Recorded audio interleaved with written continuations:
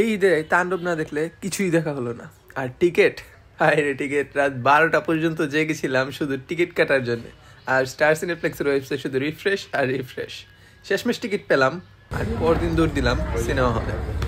Ticket দেখে star সিনেপ্লেক্সের ভিতরে সোফায় গিয়ে অপেক্ষা করলাম, কারণ এক্সাইটমেন্টের ঠেলায় আমি চলে এসেছি আধা ঘন্টা আগে। তারপর পপকর্ন আর পানি কেনার জন্য লাইনে দাঁড়ালাম। পপকর্ন আর পানির দাম এখানে মোটেও নর্মাল না।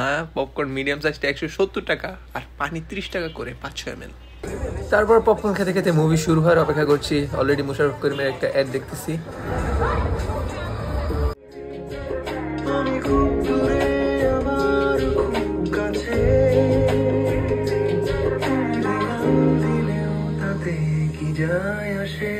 মুভির ইন্টারভাল ছিল প্রায় 15 মিনিট। তখন সবাই যে যার মতো বাইরে গিয়ে যা ইচ্ছা করছে। আর মুভি যখন শেষ হয়েছে তখন সবার রিয়েকশনই ছিল অন্যরকম। কেউ এক্সপেক্ট করে নাই এত বড় ধরনের টুইস্ট আসবে।